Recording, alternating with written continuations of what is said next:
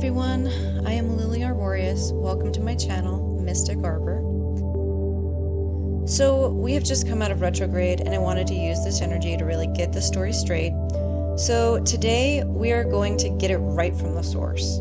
Today we will be asking the planets what they have to say.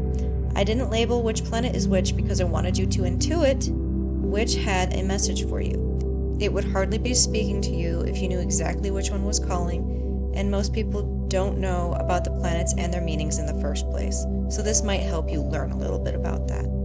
I will release which planets are in which piles in a pin post later on, so you may choose based on that later, or someone might post it afterward. I have decided to personify the planets because A, it makes understanding this much simpler, and B, we as humans are naturally and historically inclined to understand the planets as beings interacting with us. While I am setting up, I wanted to tell you more about the planets and why we use them. So we will be working with the Chaldean order of planets. That's the Sun, Moon, Mars, Mercury, Jupiter, Venus, and Saturn. Astrology also uses fictitious points, moons, asteroids, and many other bodies, but the Chaldean order and most of astrology relies on these 7 specific symbols.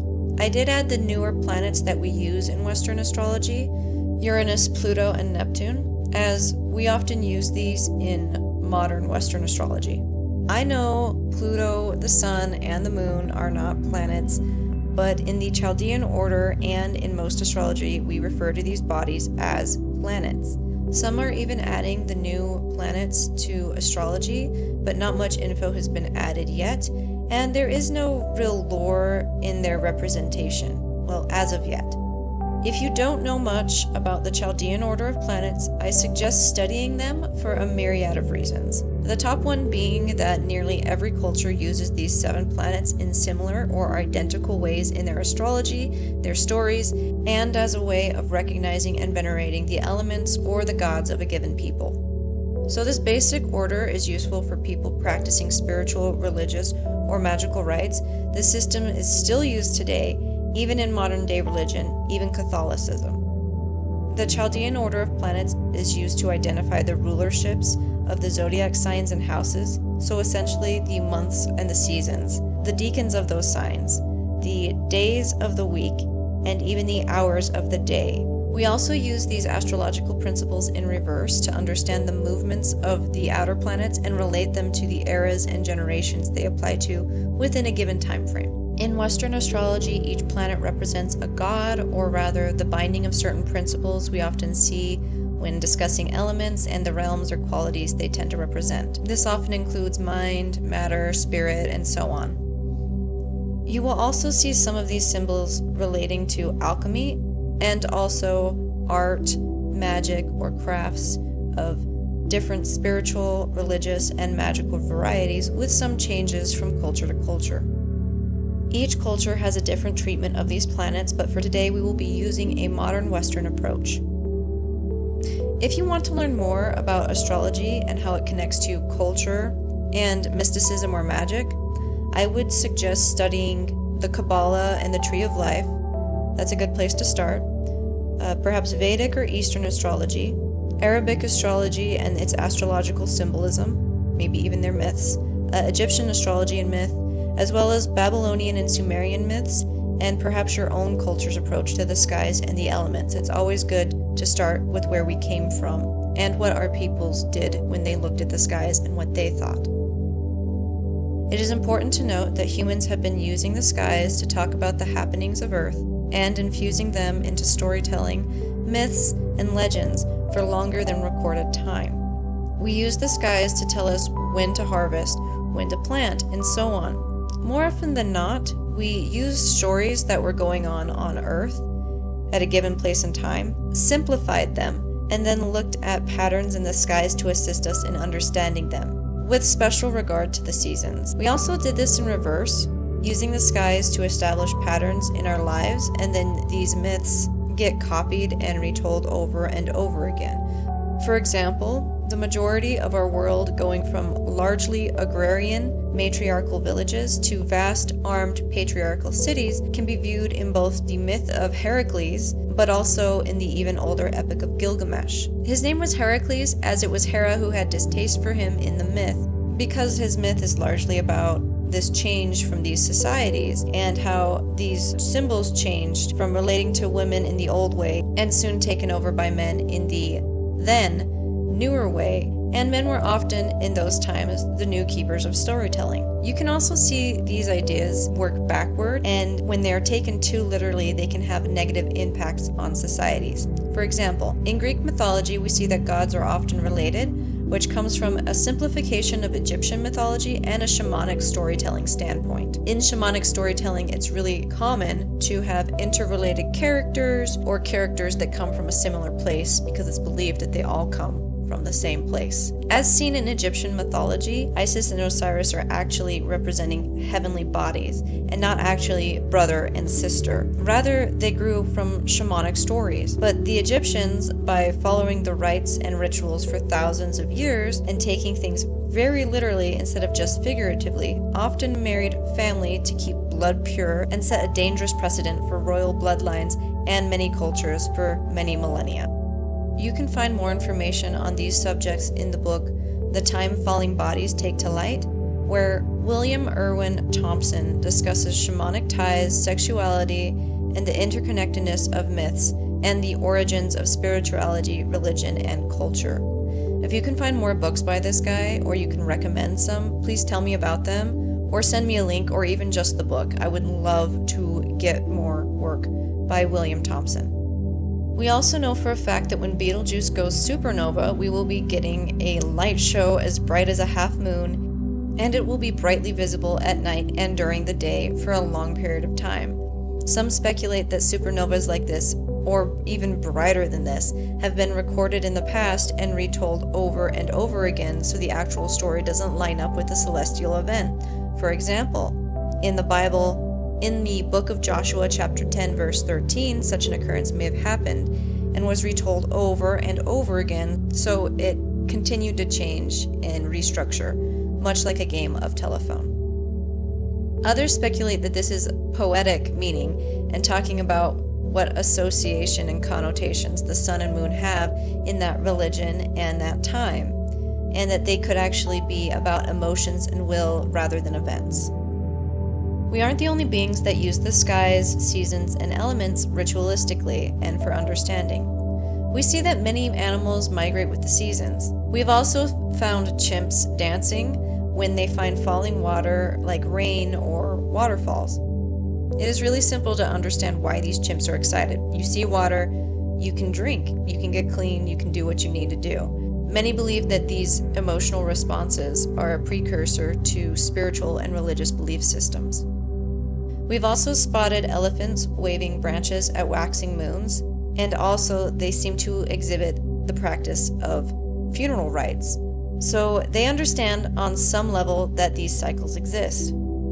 Even now we are speculating that much of the natural phenomena we see is being dictated by quantum entanglement. For example, there is speculation that birds know when and where to fly using some sort of quantum information or function rather than a specific organ, as there is nothing that we know of in the body that picks up and processes magnetic information. Though we cannot know what it is that these creatures think or believe, we can conclude that they have developed a process of responding and accepting natural rhythms. We are no exception. Even though we can understand what these processes are, sometimes we can even understand why they exist, and we can see them from a purely logical standpoint. We can still understand them as cycles and relate them to cycles within ourselves that we have seen in our peoples for short times and for ages and bygone eras. The planets are our window into these cycles. They allude to greater cycles within our societies and within ourselves. Astrology is not simply your sun sign or a horoscope on page 7 of the local paper. It isn't even a science. We don't say it's a science. It is the language of primordial storytelling. It is the imprint of the shamanic understanding of the interconnectedness of all things on our collective psyche. Shamanism is really where every spirituality and religion starts, and the way in which its basic principles imitates the findings in quantum studies is both bizarre, and ecstatic. Thomas More wrote, "Spirituality is seeded, germinates, sprouts, and blossoms in the mundane. It is to be found and nurtured in the smallest of daily activities." Truly, we decide and define for ourselves that which is sacred and that which has no meaning. Sacredness and spirituality requires no religion or God to experience. Many astronomers note a feeling of sacredness, of awe, of divinity, and of spirituality when looking at the night sky, and they know what they are staring at more than the rest of us. We have turned to the sky for answers on many occasions.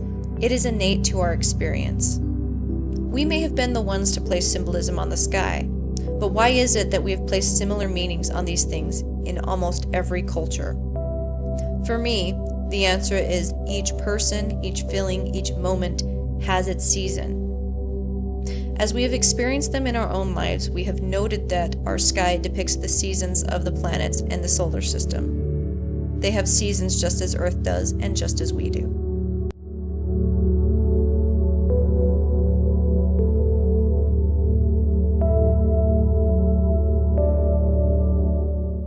Each of these stacks represents a different planet. Now, I have no idea which planet is under which item. I wanted to do this blind so that you could feel drawn to which planet does want to tell you something. We will start from left to right, all the way to the bottom one here. Each pile has a different item of significance on it. Pile 1, this is your item. We have an elephant. This was given to me by my mother, and it belonged to my great-grandmother. Pile 2, your item is a Riverseed. This is a gift a friend gave me. It's a gift of prosperity. When you find a spot you'd like to plant a river, you put this rock in the soil, and in 100 years a river is supposed to grow. It's a really sweet little story that one of my friends told me, and it's passed down in their family, so I cherish this a lot. Pile 3, you have a miscellaneous bag of stones. I know what's in there, but you will find out once you pick your pile. Pile 4, you have this large honkin' chunk of selenite. I got this, oh man, I think I got this off someone selling it on the street, and I could not pass it up. Like, isn't that just gorgeous? And it's really purifying. I use this a lot, so. Pile 5, you have this neat little bell. So my grandmother would buy a bell every time she went someplace, and she would give it to me.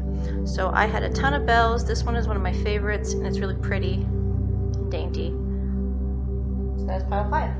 Pile 6. You did the frog in a frog. Some people call it a paperweight or an incense holder, but I'm not sure if you can see it on here. There's a little frog carved on the inside of this big frog. Let's see, pile 7. You did the cat.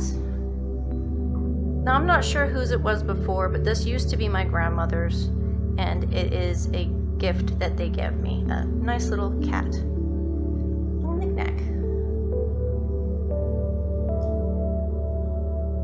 Pile 8. This is a gift I got from my buddy Frank. It is a Fluorite Orb. It's really pretty. It has a really good vibe to it. I really like this one. So, pile 9. Your pile gets this giant amethyst. I still use it when I bathe, and sometimes I put it next to me when I sleep. It's got good vibes, and it's just a beautiful chunk of amethyst. And pile 10. This is a nice little piece of quartz I got from a mine I visited. It was just so pretty, and they weren't going to use it because it wasn't a precious stone, so it's really pretty. It's just worn down by water. Not from the mine, from rivers right there. So, I believe it's quartz. It could be something else. But I mean, isn't that gorgeous? Like, not sure if you can see it really well, but wow. All right, before we get started, I wanted to light some incense. I have a mixture of different sorts of copal, pine resin that I harvested myself, and I believe there's a little frankincense and myrrh in there. So it's a mix. This is dragon's blood incense. Very potent. I really like this stuff. Little bits of sage that I've kept to add for this occasion. This is dried rue. This is really potent for protection. More frankincense. Harvested pine resin chunks from New Mexico. These are large chunks I found on trees. When I do incense, I prefer to use charcoal and burn natural stuff. I don't mind sticks, and I don't mind using Palo Santo or sage bundles. I find that foraged and collected items like this tend to be more potent. Some of this I obviously didn't forage, and some of it I bought, but I prefer to burn them on charcoal. It just adds a layer of atmosphere that you don't really get in regular incense or other sorts of burnables. I am going to light this little half piece because we don't need a ton of charcoal, and then we will get started. It's instant light. I find this really pleasing to watch.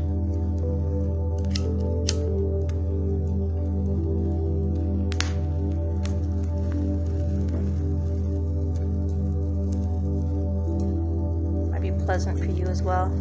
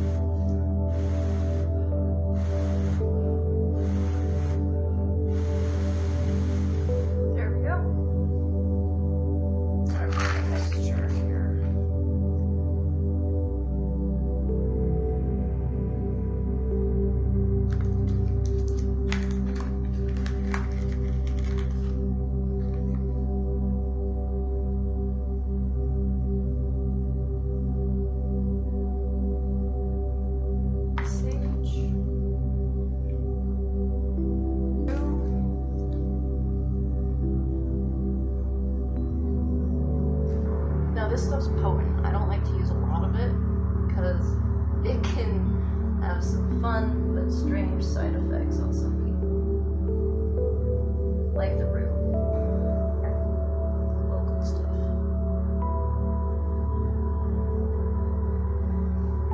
Local pine resin is the best to use. Use it over sage, use it over Palo Santo, use it over anything. It's my favorite. You don't have to, but it's better for the environment. It's better for the people who used it originally, like the native people, so you don't have to worry about sage becoming extinct if you start using local pine resin. It's replenishable. Now you can go ahead and make your choice.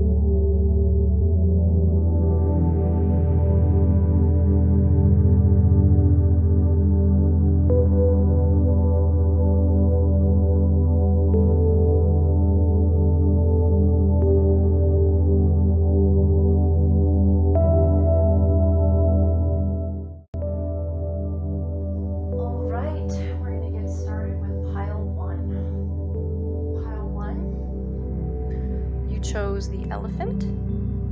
I have no idea what your planet is, so let's get started. So, the planet you chose, pile 1. The sun. These are based on the Chaldean planet, so we know it's a star, but we're talking about it as a heavenly body. So keep that in mind. And let's see what the sun is trying to tell you right now. Rainbow blessings. Blessings are showering your life. It's a good card. This is from the Enchanted map deck. Talisman. Oh my god. That is the Judgment card. To me, that's the Judgment card in this deck. Okay, the Talisman is like a coming of age or rite of passage card. You can see she's walking down a path and she's got the Talisman in her hand. They've got the Talisman in their hand. So this is talking literally about a rite of passage. Sort of like you've earned whatever you're coming into. The Rainbow Blessing says that some good stuff's coming, but let's go ahead and get like a stack shuffle with the Vampire Tarot.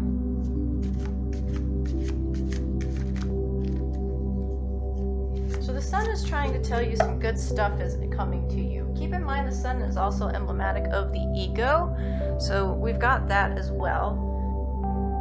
I'm really liking this one actually. I don't see very much negativity here. Let's see what the sun has to say. Oh. So this could be some good news on the occupation front, or this could be also relating to having faith and feeling this abundance coming in. This is talking about a lot of spiritual energy and manifesting heavily. I see this also with the devil. When the devil's upright, it's much more about zeal and positive. It's a much more positive card, at least for me. The devil would be talking about putting yourself in a position to enjoy things and receive abundance. So I'm seeing this very positively. I kind of just want to know, what else does the sun have to say? We have the Nine of Knives. This is somebody who's willing to go in and get it. This is a Gemini, Mars energy, and this is like stating that whatever it is, you should go after it. Keep walking this, have faith, and really live a zealous life. There's a lot of strength here coming through. I see also this is emblematic of Saturn, so maybe you might want to learn a little bit of what Saturn has to say.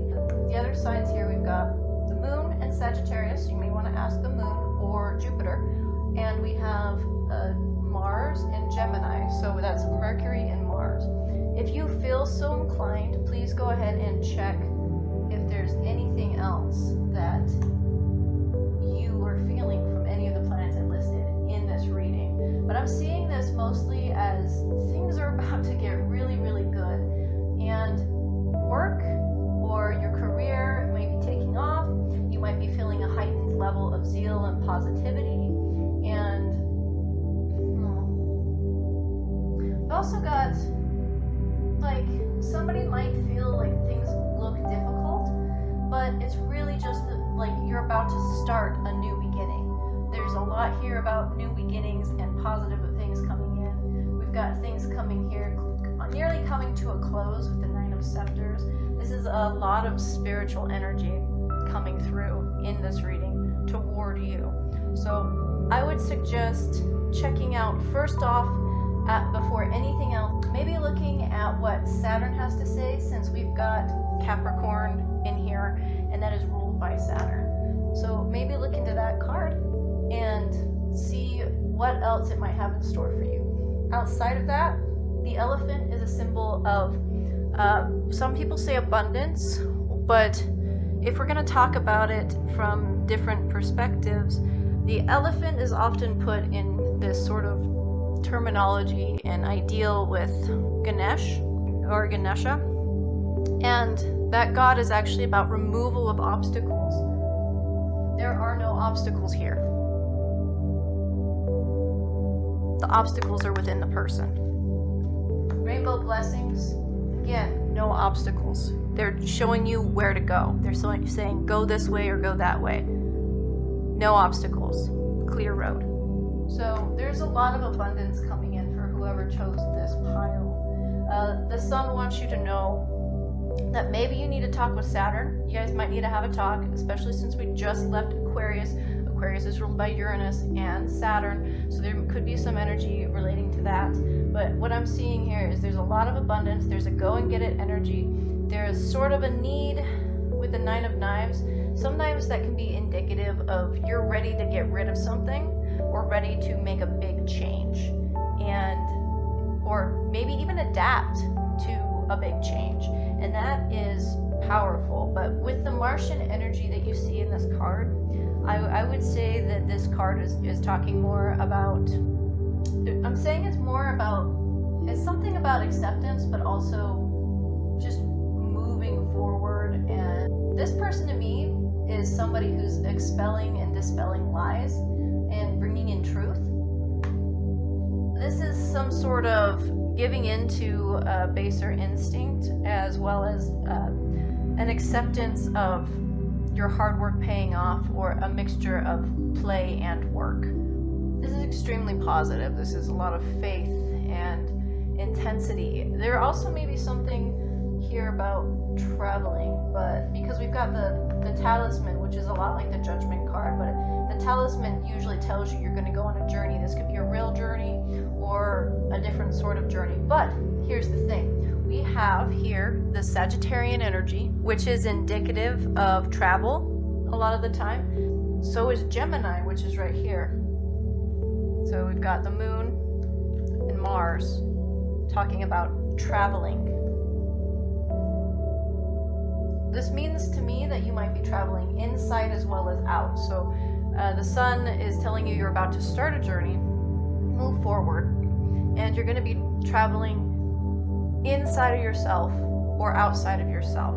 But the thing is, this is often outside for some. For some people it's more inside, but with this moon energy, I would say it's more internal. And we've also got a moon in this background, but we have this Mars energy, which means a kind of a go and get it energy. So pile one, that was your planet, that was the sun. That's what the sun had to say. Go ahead and like or subscribe. If this resonated with you, please go ahead and leave a comment down below. And I'm going to move on to pile 2. All right, pile 2. You have this nice stone, a Riverseed. This is supposed to be planted, and it will produce a river in 100 years. So there's a lot here contextually that you can pick up from this sort of story, that it's a sort of a folkish thing that is passed down in one of my friends' families. I would take that into consideration. So what planet did you get? All right, pile 2, your planet was...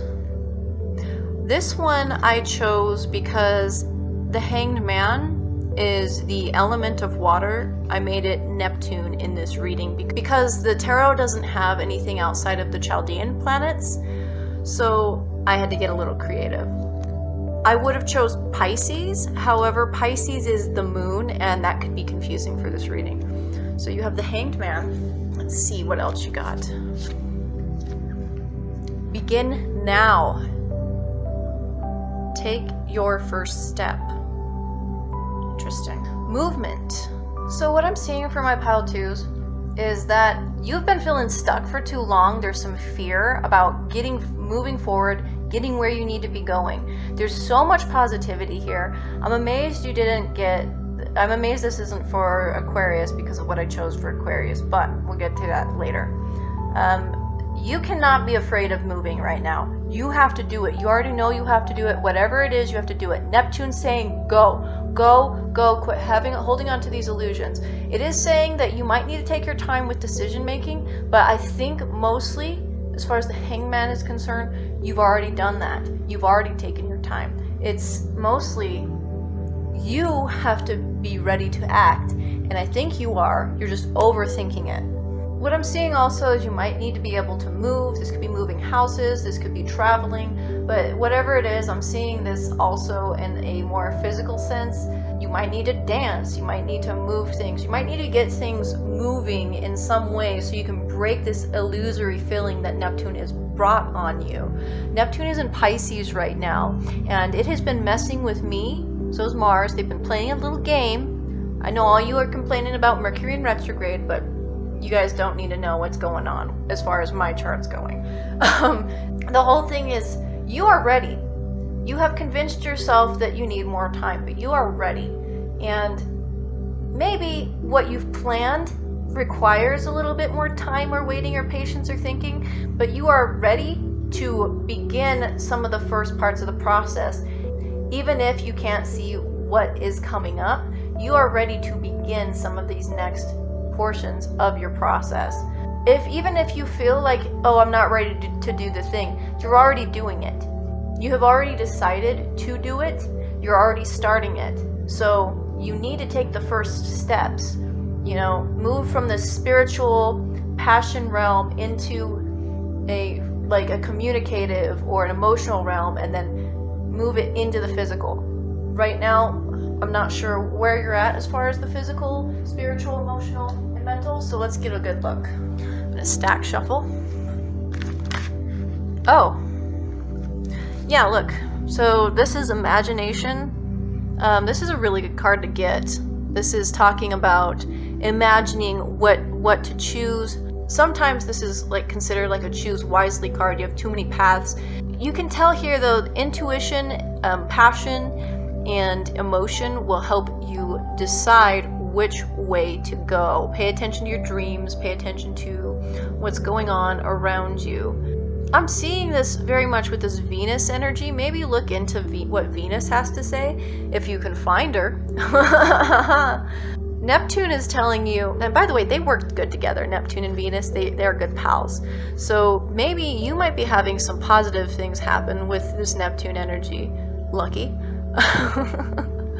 This is also a Scorpio card, so you may want to consider looking into Pluto or Mars. This is extremely helpful as far as you needing to move forward. You just feel a little disoriented, I think, and if you pay attention to your intuition, you'll find your way. Oh, let's get a few more. Sorry about the jiggles. Oh, come on. Either jump or stay. I want to get 3. I feel like 3. Prince of Skulls. Okay, that's slow movement, but it could mean something more tangible is coming up. This is somebody who's about ready to move house, maybe move out, move away from family, move away from parents, move to a new location, a new school. There's somebody who's probably moving a job, getting something new in that sort of area. So this could be somebody with some sort of earth energy. Maybe you might want to look into your Neptune and see if it is in a house or sign that is an earth sign. That could be indicative of that. But I'm seeing mostly this is a physical transformation, and there's a lot of intuition involved. And Neptune has been a little bit weird for me, but it hasn't been negative for me. It has been weird. So maybe you're experiencing something similar. I would suggest paying attention to your intuition. Give us one more card, please. You don't count. If you really need to come back out, you will. You've got to trust the cards. Just let them speak. Daughter of Grails. Okay, so this is the Page of Cups. This person is a dreamer. This goes right along with this Neptunian energy that I was talking about. This is somebody lost in fear and nightmares, sort of like, oh, will this ever happen? Or they're so disillusioned with reality. I'm seeing that this is probably being lifted from this person. This is coming up. This is changing. You're about to shift. I don't think you have a choice, actually. I think you have to shift.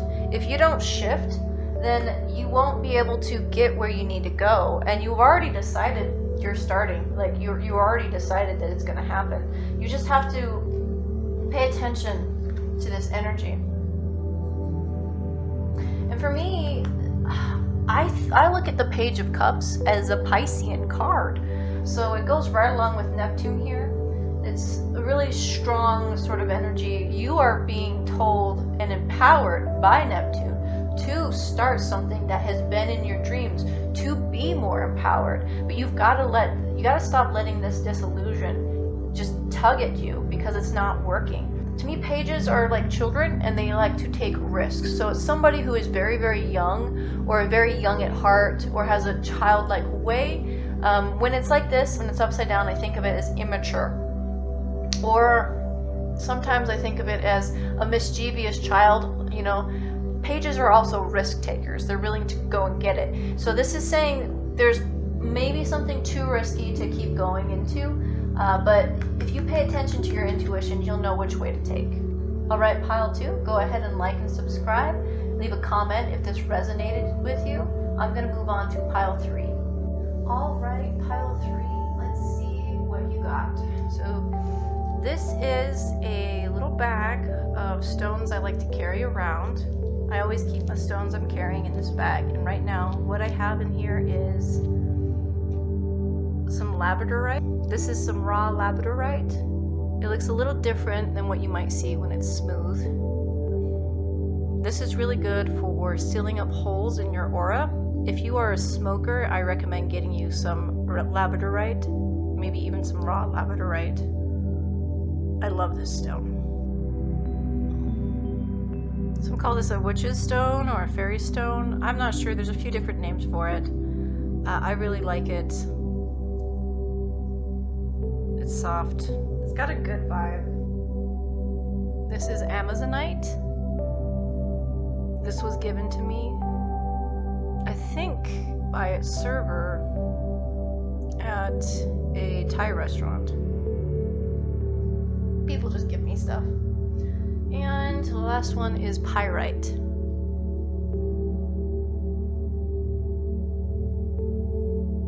So like I said, I carry these around with me. This is the bag I carry stones in.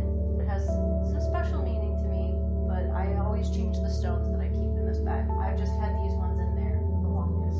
So let's see which planet you got. That is Saturn. I know it says the world, but we're not doing Earth.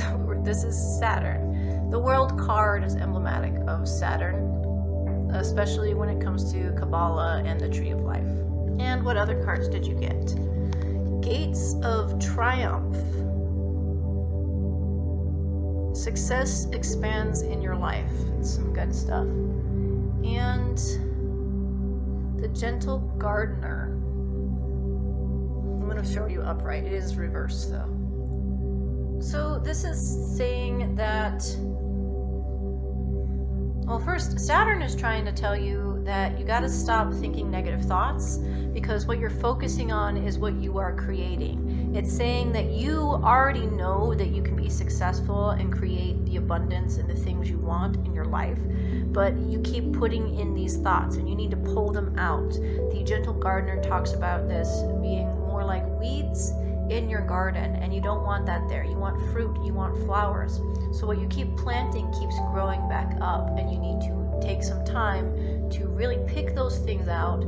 I hate to say this because I know a lot of people don't like to hear this one, but you probably need to work on some positive affirmations, or at least maybe stare at some happy thoughts throughout the day. You know, write something positive down about yourself at least once a day. Really acknowledge that you're capable and that you know you're going someplace. Saturn is saying that you have the ability to succeed with the Gates of Triumph. Let's go ahead and pull some more cards. I'm gonna stack shuffle these. How many cards is that? Oh, that'll work. So we have the Ace of Scepters reversed. This is something that hasn't come yet, or something that revolves around inward expression that you're trying to bring outward. And then we've got the Queen of Knives. She's upright. When she's upside down, to me, she's not the best. But when we've got her upright, it tends to mean that we're quick-witted, we can think on our feet. Sometimes, depending on what she's paired with, she can be a bit vexing or intimidating. Queens don't necessarily represent like the feminine or females. They more or less represent maturity. What I'm seeing here is you need to focus on getting whatever this thing is done. You've already put it there. I'm also seeing that Ace of Scepters is talking about the weeds, and that you have the wit and the intelligence to get what you need done. You know better than to talk ill of yourself. Don't speak ill about yourself or others, really. There's no point in that unless they're really that annoying or vexing. Let's try to get one more card. I'm going to get 3 cards for this one.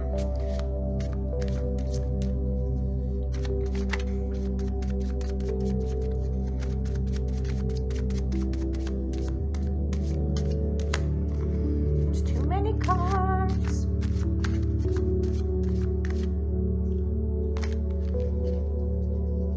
One more card, come on. If you would just jump out. The other thing is, I should point this out before I even pull anything because it might be pertinent. Saturn rules Aquarius, and the Queen of Knives is representing Aquarius a lot of the time, because queens tend to mean the peak of the season. They can mean any sign when you look at these. I usually see the Queen of Knives as Aquarius or Mercurial energy, so Gemini or Virgo, which is odd because it's an air card, but sometimes I've seen her come out for Virgos a lot. The Saturn Aquarian thing is really important here. It could also be talking about there's something inward that needs to come outward. That sounds really Aquarian. Gentle gardener, speaking wisely, being honest. It's kind of a big thing right now. Strength upside down. That's interesting because I was just talking about Aquarius and we have its sister sign, Leo. This can tend to mean that something is getting the better of you. You're being too one way or another, too wild or too stoic a lot of the time. We see this Aquarian thing, there's like not a handle on the emotions the way that there should be. I'm seeing there's an issue with passions here. Somebody's not necessarily heeding what their passions say. They're not progressing forward in that. They know that they're capable of this, but they keep reminding themselves of their weaknesses instead of their strengths, and not fulfilling what it is they need to fulfill in their life. It is saying that you know better, essentially. Saturn's going, you know better, because it's showing you your strong suit. It's showing this Aquarian energy. You might want to look at the Sun card, that's interesting. You might want to look at the Sun card because Leo is ruled by the Sun. Yeah, if you can find the Sun in the reading, then you should look into that. Look up more information about that, because we're seeing this juxtapose of this. That's a big word. We're seeing this juxtapose of Aquarian and Leo energy, and there's some sort of balance that needs to take place. Also, this could be like, I am a life path 8, so I see this as well. This could be indicative of a life path 8 going on here. This is very much somebody who can make things happen in work or their world. So it's mostly saying, hey, think before you speak. You already know better. You're intelligent. You can make this stuff happen. Don't acknowledge your weaknesses like that. You should acknowledge your weakness, but don't consider them just faults. You should look at them and try to change them into strengths. See your shadow side and try to rule it. You see how this Leo card, this strength card, she has a handle on her shadow, on her darkness, and she's fulfilled. You've got this cup full. She's fearless. The other thing that the strength card represents is lust. I see this both with the devil card and with strength card, because to me the devil card is zeal and lust, but strength is strength and lust. So it tends to mean a passion for life and a willingness to use that sun energy that you see to move things forward. But it might be saying that I'm seeing like an eclipsed energy of like this the sun is not showing on you right here. It's in your own mind. We have air and fire going on, and to me that means, maybe you could call the gardener Earth, but that deck doesn't really work that way. So I'm not seeing emotions. There might be a hindrance or an issue recognizing emotions or accepting them, but they might not be needed. It could just be that you're realizing how to take in these new passions and these new undertakings and these new feelings and push them forward without relying on all this negative speech. I'm getting negative talk a lot of the time, because I'm seeing that with the gentle gardener, there's negative thoughts, but what I'm also seeing is that you know better with the Queen of Knives. So she's the Queen of Swords. She's taking you where you need to go. This could also be indicative of somebody that may be intimidating to you, but they know what they're talking about. It just doesn't mean that what they say, even though it's honest, it doesn't mean that you're gonna like it. But I feel like this is more talking about Saturn saying, hey, you already know what to cut out of your life. You got a sword. If you get swords, a lot of the time it can be indicative of needing to take time to determine what needs to be removed. It's a very logical thing. When you've got sticks or wands or scepters in this case, they are indicative of what needs to be warmed and rekindled. So it's saying that there's not a lot of beginnings that you want to start here, but it's like you think you're at the end, or but you're really just beginning, and you can't afford to have these negative thoughts because it's just starting out. I've got Saturn looking at the Queen of Knives, but also like the World card, she's looking at the Queen of Knives. The dancer is. It's usually a dancer, but the Queen of Knives isn't looking at her.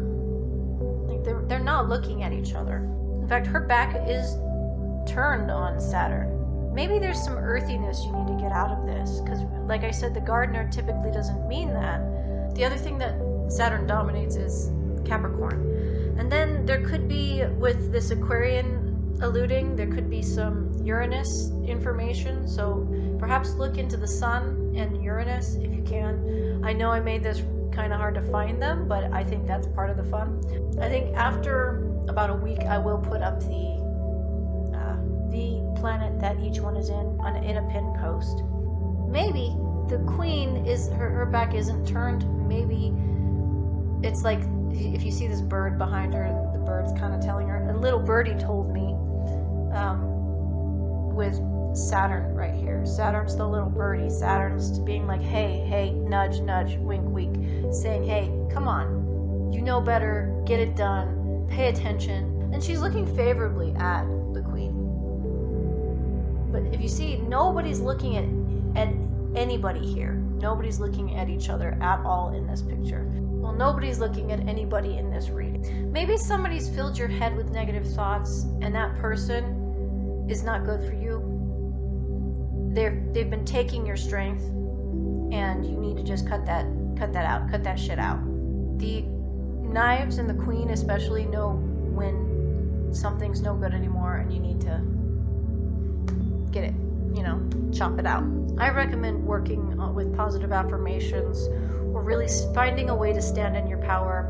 And there's sort of a need to speak your truth here, or truth being spoken is a thing right here. So I would be careful and pay attention to that. Honesty is the best policy right now. That's what's leading you to those gates of triumph. All right, pile 3. This was your reading.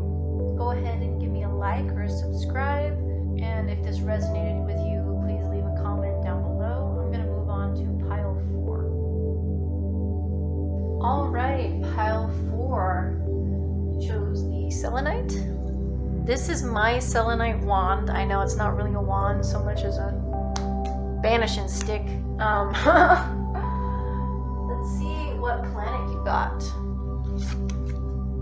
You got the moon. It works really good with the Selenite. I love this Priestess card.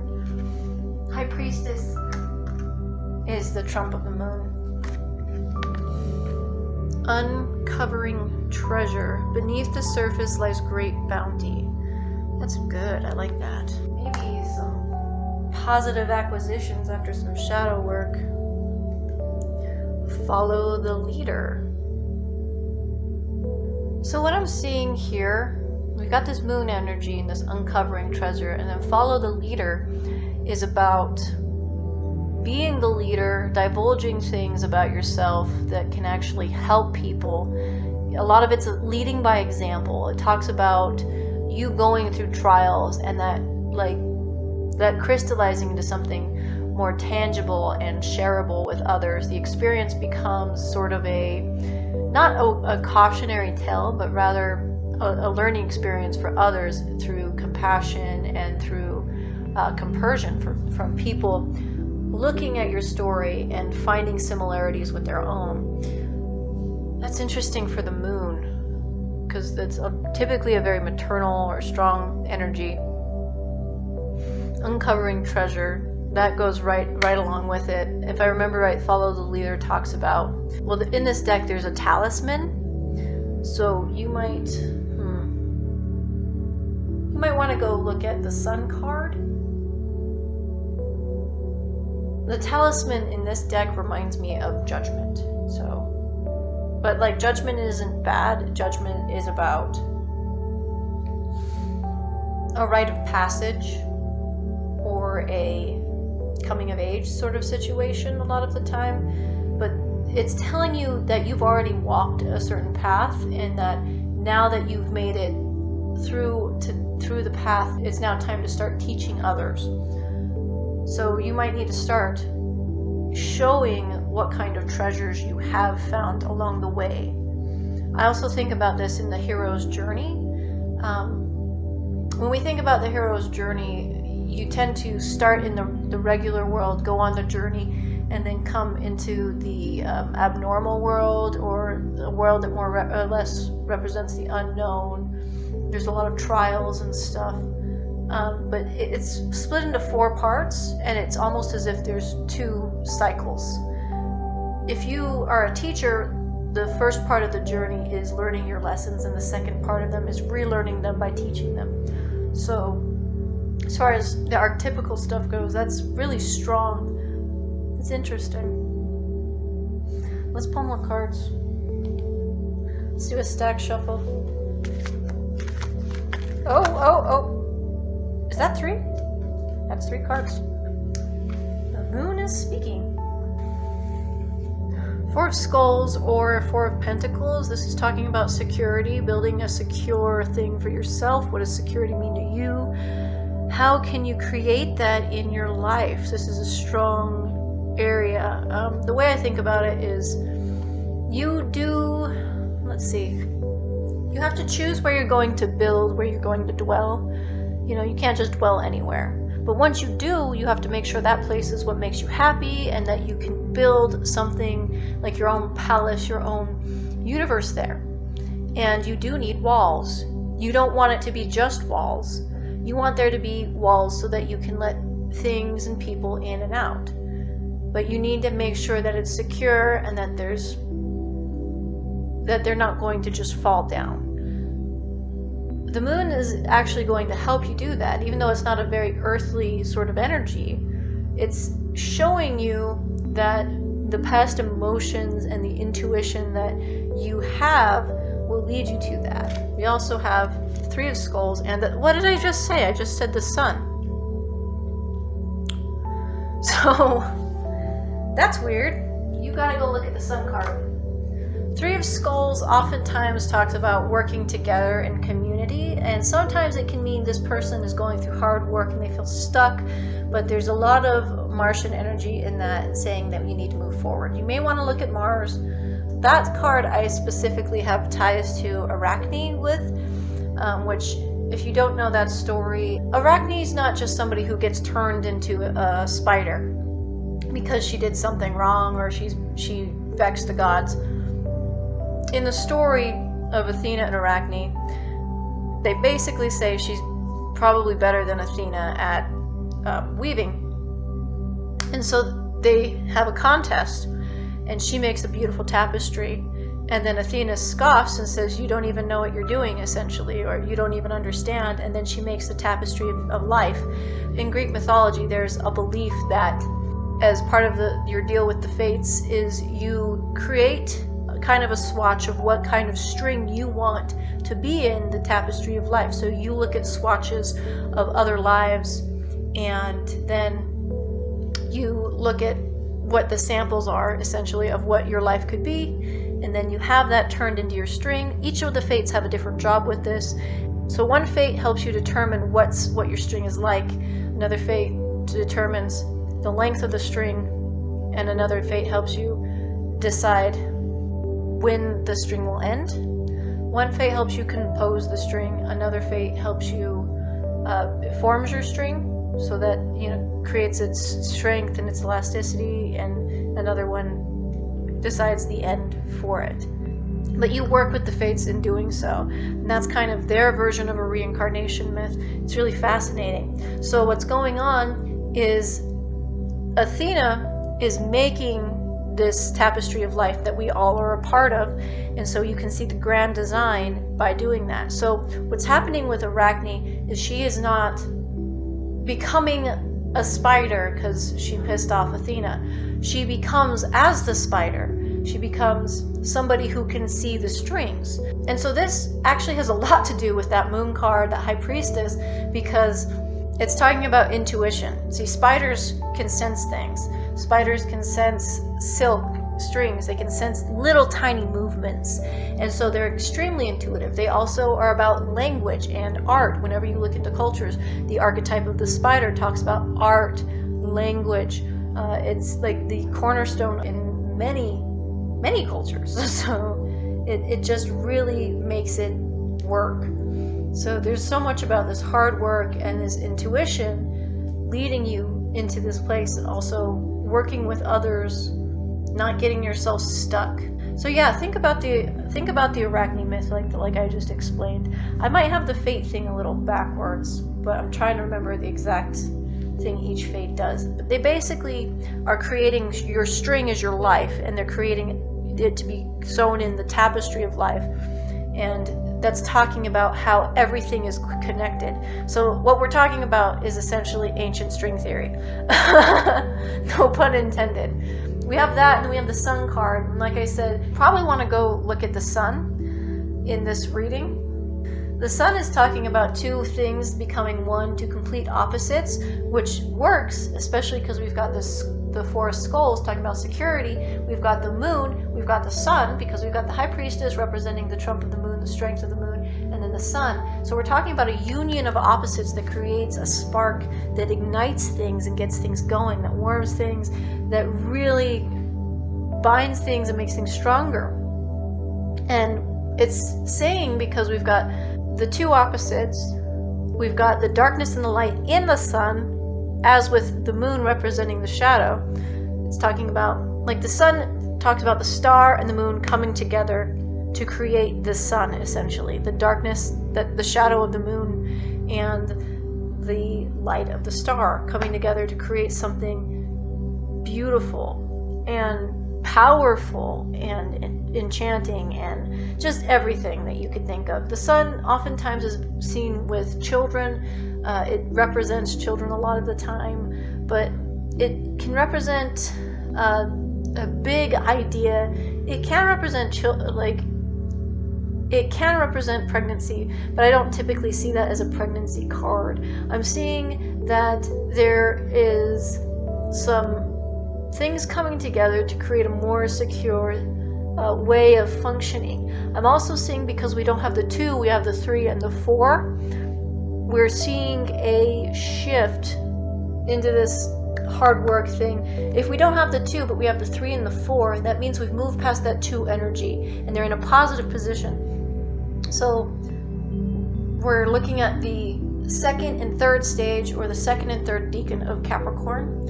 And here's the thing, I see Capricorn, I mean, at first it's got the Saturn energy, so you may look at the sun, you might look at Saturn, but Capricorn has a strong relation to the sun, being that it starts the solstice. It is a cardinal sign. So there's a lot of strength coming in here, talking about hard work, partnership, understanding security, understanding what kind of security could be coming towards you and how to intuit that and bring it closer to you. It's saying that you need to lead. It's saying that you're going to bring things together, you're going to bring people together, and you're going to create something very, very important, very strong, very beautiful if you got this uncovering treasure card. This is really wonderful. I love this one. The selenite is typically a cleansing force and a super powerful force. So I'm seeing that you're guided, you're protected. You've got the moon and the sun. Also, you don't have the star, which to me means you've already gone through that. Now you may be going through sort of a shadow thing, or rather the moon here being through its phases, with the high priestess talking about the darkness and the light, or the two realms. You could be going through some sort of astral situation, or projection, dreams, all of these things. There's another place, another thing you're seeing. There's another layer, and that could also be inspiring the sun, because you're merging two realms. If you're merging two realms, then the 3 and the 4 could be talking about making things more real. And if you are merging two realms, you might be showing other people how to do that.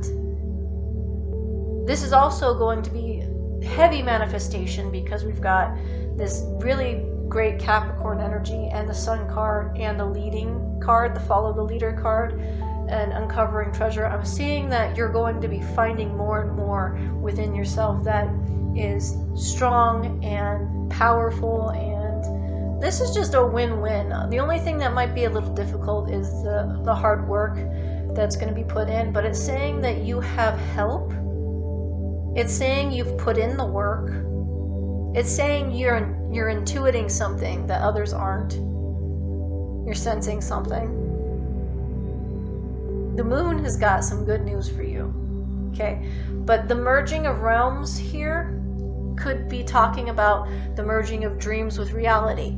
It could be talking about the merging of wants with needs, or rather the merging of any one of the 4 elements with another element, like passion with the physical and the value in that realm of earth. So you've got the fire realm and the earth realm, the spirit realm, the earth realm coming together. That's really strong and magnanimous tarot right there. I don't know what else I could tell y'all. That's great. So remember to look at the sun, because you already got the moon. You may want to look at Saturn, because Capricorn's here. But there's work. I'm seeing a pattern here of earth and fire playing together. All right, pile 4, go ahead and leave me a like or a subscribe if this resonated with you. You can leave a comment down below, and I'm going to start with pile 5. All right, pile 5 chose the bell. This was given to me by my grandmother. I've held on to it for a long time. I really love this bell. I didn't have it for a long time. It got lost, and we found it when my grandmother moved, and they gave me, well, my mother and grandmother sent me a bunch of my bells back, so this one's really special. I wonder which planet you got. Your planet is... oh, Uranus. I did this based on, the Fool is the trump of air. It represents air a lot of the time in the tarot. Uranus rules Aquarius, so that's why we chose this one. And what else? Narrow pathway. Tread thoughtfully. Intention. 22. That's a nice number. So I'm seeing this a lot like the World card, but it's saying that you're about to receive sort of a gift from the universe, world, and there's a lot of different names for that world energy, but this is a Uranus sort of energy. Tread thoughtfully. It's talking about your intentions here directly. Your intent means everything right now. It's also allowing you to co-create your experience with others and manifest wider than most would think, not in a very narrow sense. Even though we've got this narrow pathway, your intentions need to be well guided. I believe the card talks about an arrow shooting straight and true. And we've got all these air symbols, you've got these clouds, you've got this pathway in the sky. This is heavy Uranus. Uranus rules Aquarius. So I'm going to say that you may need to look at Saturn as well, because it also rules Aquarius. But this just says you are hitting the mark. So much of this is talking about manifesting in a whole new way and creating something special and big. If you saw, the owl has a dandelion puff in its mouth, and its ability here is to just make a wish. I'm seeing this sort of as a dreams come true sort of thing. If we got a 9 of Cups here, I wouldn't be surprised, or a 10 of Cups or something. There's like a fulfillment here. Something big and wonderful and great is about to happen for you, and Uranus is saying that. Uranus is guiding you towards it. Especially because I chose the Fool to represent Uranus. We've got a lot of this new energy, starting fresh, going for it, really bold, strong declarations, honesty, a lot of things like that. So, Page of Page of Pentacles, but it's Daughter of Schools in this deck, reversed. Pages are risk takers. They represent children. So when it's upside down, it's mischievous, however you want to say it. The Page of Pentacles, I see that one as a gambler, willing to take risks. This one's saying being risky with values, security, money. A lot of the time, though, when you see something upside down, it's value system. So it could mean to be careful along that, hence the narrow pathway. Be careful about how you spend your money, be careful on what you invest in, thinking about it that way. Let's get more.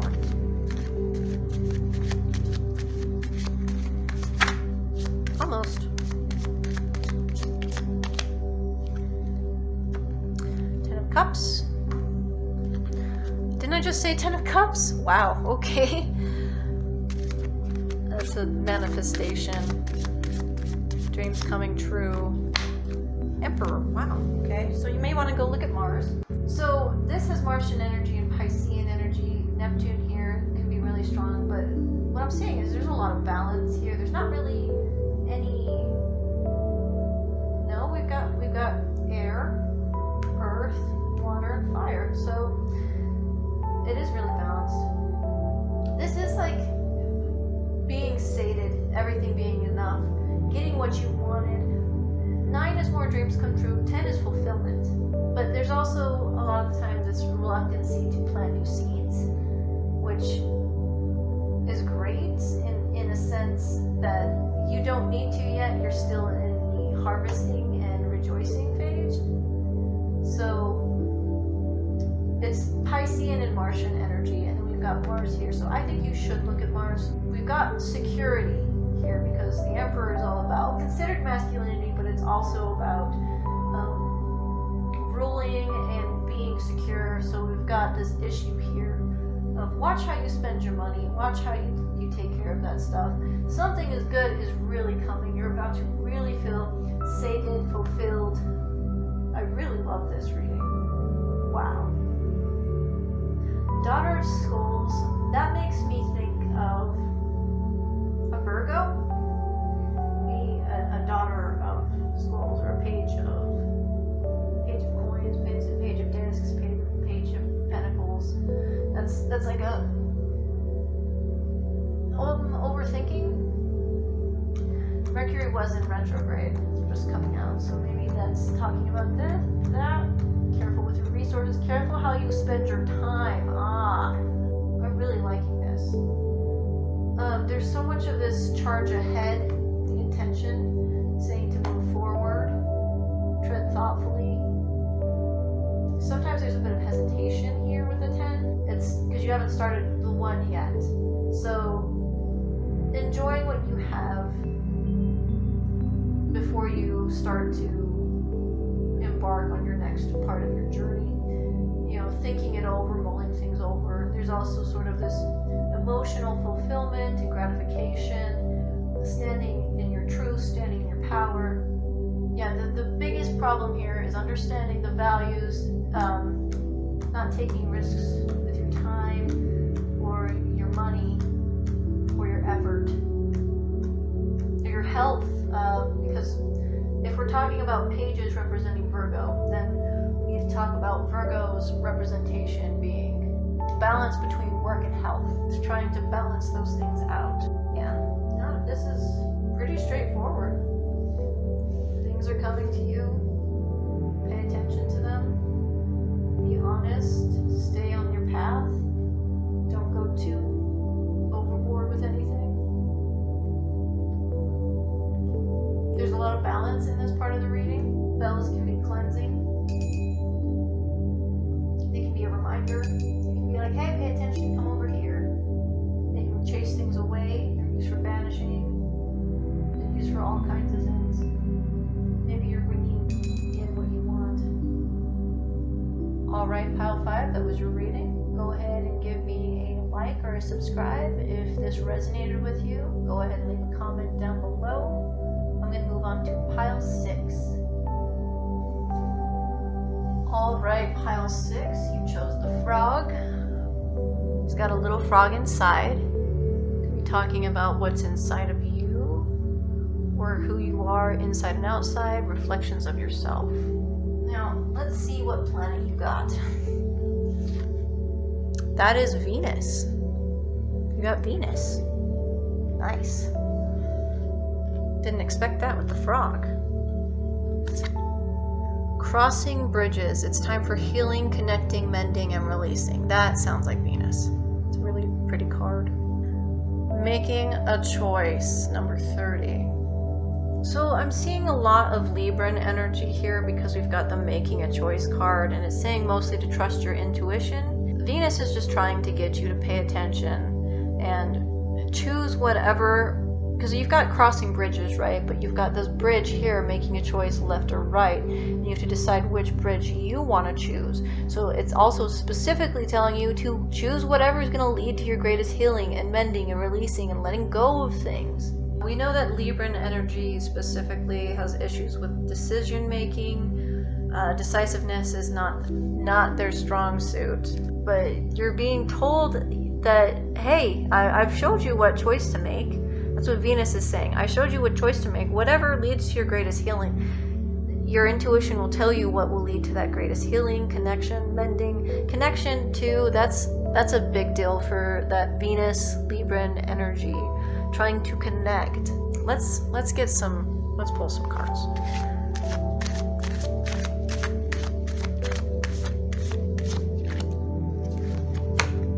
Oh, you might want to go look at Jupiter. Fortune on Venus. Wow. Here's the thing though. Venus and Jupiter don't usually play well together. That's odd. Venus represents air and earth in astrology, but Venus is kind of a water goddess. Not completely. I mean, she's made of, a lot of people see her as part this god or that god, or an African god mixed with a Greek god, but one of the myths, she's made from, this is gross, but the genitals of a titan entering water and merging with a sea titan or a goddess, or just the element of Oceania or water. It's really strange to me to see it. It's like Venus encompasses so many elements, but really we only use her as two in tarot and astrology. So it's good to keep that in mind when thinking about Venus. But Fortune being there is really, really good. So I'm trying to understand why we're seeing this Jupiter energy mixed with this Venusian energy. That's strange. Either way, it's a good thing in this. It's saying things are rolling really well. You already have Fortune on your side. Things are working out. Let's get two more. One or two more. Oh, the Page of Knives. Page of Swords. So pages are more like children. They are often risk takers. They can be immature, usually in a good way, but when they're like this, they're being mischievous. This is somebody who, if they're not careful, they're more likely to get cut, get hurt. This is probably somebody who's hurt you because you've got it on crossing bridges. And somebody is either going to hurt you, but I don't think so. I think somebody did hurt you and it's affecting you, or maybe you're playing, maybe you are the page here and you've been sort of immature or taking risks with your communication or how you feel or your philosophies. Just kind of, you're not being true to this energy that Venus is trying to give to you. Venus is showing you the way. Venus is saying be intuitive, but intuitions are oftentimes, like I said, water, and Venus is ruling an air and an earth symbol. The other thing here is water is very much related to the heart as far as its element, and it relates a lot to emotions because of that. When I see that Libran energy, it's telling me that you have to balance your head and heart. That's usually the rule for Libra. And so I'm seeing that kind of becoming this sort of message alongside this Page of Swords not being balanced, playing risky, playing with knives. You're going to get cut. You don't want to get cut. This also could be somebody who keeps hurting themselves, and I don't like saying that because I know too many Libras and that's like their game. They will hurt themselves over and over again for love. So it could be telling you to not make this sort of choice of continuing pain for no good reason. Make the choice that will lead to healing for yourself, not just for others. You don't have to always be there for others. And I'm not saying that negatively. I know Libra suns, but I'm a Libra rising, and I understand that choice. My mother is a Libra sun, and she's done that. My aunt too, same thing. They will harden their heart, as you can see sometimes with the Two of Swords, where they're guarded, or they are too lovey and they don't put, that's what the scale is for. The scales are justice. It's also talking about contracts, making contracts, breaking contracts. Maybe the pages here is actually being indicative of a broken contract or a need to break contracts. I'm not seeing a lot negative here, but there's a sense of lying, like not with the making a choice card, but with the Page of Swords. Sometimes it can be talking about a liar or someone who makes stories up. So that's something you need to watch out for. A need to balance water and air. Okay. Hanged Man. Upside down. You might need to go look at Neptune. Neptune will be the Hanged Man. Disillusionment. Neptune has been messing with my, let me put it upright or right upside down. I'm not sure. Talking about disillusionment and a need to be more aware. So with this upside down, especially, like, you've made your choice is what I'm seeing, and you are either going to have to pay the price or be happy with it, because the Hangman is the trump of water. Like I said, water is super important in this reading. So we've got Jupiter, we've got this Libra energy going on, which makes sense with Venus, and we've got this Hanged Man, water energy, Neptunian energy. So you need to keep all of that in mind. I think you're about ready to balance the head and the heart. If you don't pay attention to what she's saying, you're gonna end up stuck or hurt. It says to choose what you know will lead to healing. What's gonna lead to healing? It's not gonna be hurting yourself over and over again. If you're hurt already and you've been hurt, don't keep hurting yourself. Period.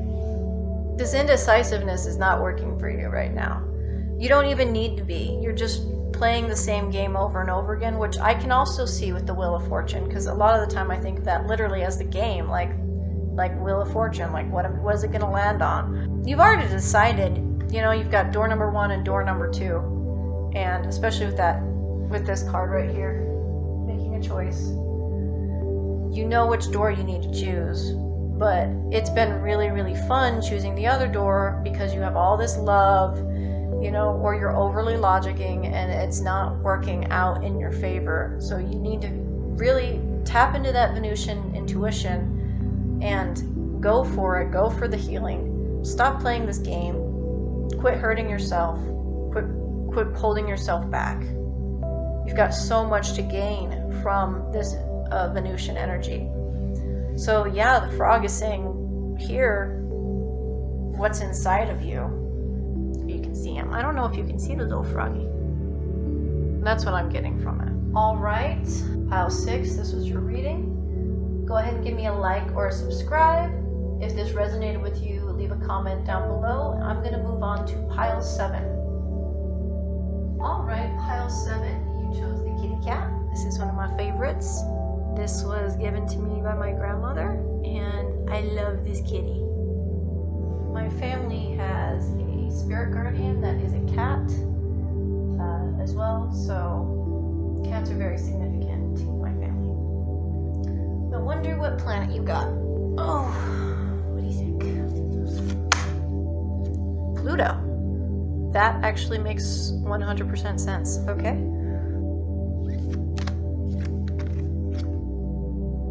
Infinite abundance. Abundance is pouring into your life. Oh, Wizard of Awareness. I chose the Death card for Pluto because it seems the most emblematic.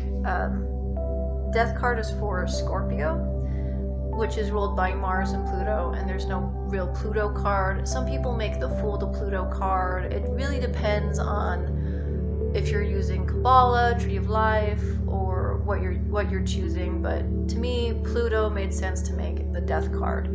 So you've got the Infinite Abundance, which is great. It's saying that you have everything you need whenever you need it. You have what you care for, and I like to think of that, especially with the cat. Death and cats go really well together. They guard the underworld, they guard doorways. Infinite abundance. Again, cats are decadent. They kind of do their own thing. They don't worry about stuff as far as like what they have. They always have enough. That's how it is in their mind. Or they could always have more as well. Wizard of Awareness, at least in this reversed position, is talking about trying too hard to control outcomes and not living in the moment like you need to experience infinite abundance. You can't hold on to things, you can't control the outcomes, you can't force things to be the way you want, because that might not be what you need. Just because you want something a certain way doesn't mean it's what you need at that given point in time. You don't know how it's going to happen. You can't decide it for yourself. You can try to create it and co-create with spirit to make your own world or make what you want in life, but you're going to experience the most abundance if you are here in the moment, in the present. You can't experience it pour in your life if you're too busy deciding how it should pour, where it should pour, and how much. It's going to pour how it should, when it should, and regardless of how you want it. Okay? So that's pretty straightforward. I'm kind of seeing with a wizard, you might be interested in some sort of mercurial energy, since wizard archetypes often relate to the magician and Mercury and all of that. So you may want to look up Mercury. I don't think I've pulled Mercury yet. Almost. I mean, it's like you're gonna ask for a card and it jumps out. Okay. Somebody is done. That sounded funny. Dun. So with this card, I see it a little differently than other people. This woman has left the party, and they feel stuck. They're not able to make a choice here or decide to be done with something, but they're pretty much done. They've put this knife in their own chest. They're stuck to this bed. And the thing to really pay attention to here is you've got this Gemini energy, which is talking about that mutable change that's going on. But you've got this candle, this black candle in the background, which denotes that you're protected, you're safe. The 10 of Knives or the 10 of Swords is usually somebody dying. But this is a death that's important, and that's hilarious to me because we got Pluto, we've got the death card, we've got the cat. Something's ending here. And I think a lot of this is letting go of control, letting things move the way they need to. You're not in control. It's an illusion. It's not real. Put your own knife here. It doesn't work. I believe it's Gemini and the Sun. Had to look up close because I'm pretty sure it had the symbol on it. Yeah, it's Gemini and the Sun. So it's the last decan of Gemini. We're getting a lot of Mercurial energy alongside this Pluto energy, so you may want to look up Mercury. Let's get more information. But this is letting go. Something in you is dying so that you can be born anew. And something good's about to happen. Or something good has been happening and you just don't see it.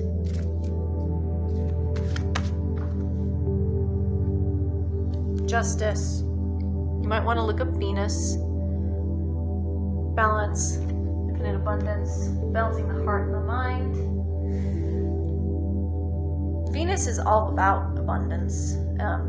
Justice is also talking about contracts. You may be entering a new contract with somebody. You might be meeting somebody new. You might be starting a new job. You might be making a new promise, or there might be some sort of new thing coming up as far as that goes. But something new, and it could be within something new is coming. I believe, because the old is leaving and the new is coming in. And it's a mixture of earth and air. So the two things that mix earth and air are Venus and Mercury. Mercury is Virgo and Gemini, which we have a Gemini, and we have this Mercurial energy. And we have Venus energy as well, which is Taurus and Libra. We've got this Libra energy coming out really strong in this reading. Telling you also to be decisive, to balance the heart and the mind, to keep your heart open. I'm going to keep your heart open. A lot of this Pluto energy and the Scorpionic energy usually leads to secrets, stuff like that, not wanting to share things, which that's not bad. It denotes other people's resources when it comes to the house, the 8th house. So what I'm seeing is this thing where you see with Justice or Libra in their 2 of Swords first decan, they are closing their heart off. It's fear, or fear of being hurt, fear of rejection. But we're seeing here in the Justice card, she has an open heart and things are balanced between the heart and the mind.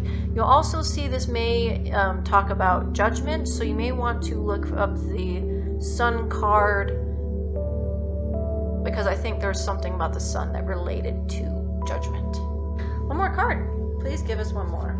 If we have an extra one come out, that's okay too. Let's try again. Oh, 3? You can't do... We can do 3. I guess we can do 3. You lucky duck, Pluto. There's something going on here. One person's on a mission. They're moving forward. Sometimes this can be some scary stuff happening, but you're moving forward with it anyways.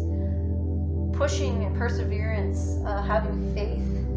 It's the middle Leo card. It's the middle decan of Leo. This is actually... this one relates heavily to my experience personally. 5 of Skulls upside down is the first part of Taurus. It's again that Mercurial energy we were talking about. It tends to be left out in the cold, trying to impress people. When it's upside down though, it can be even worse. Sometimes it can be getting over it though. Again, we have the Taurus, the Mercury, and the Libra, all on infinite abundance. Air, Venus is Earth, Taurus is Earth, Mercury is air. We've got this alignment of things going on here.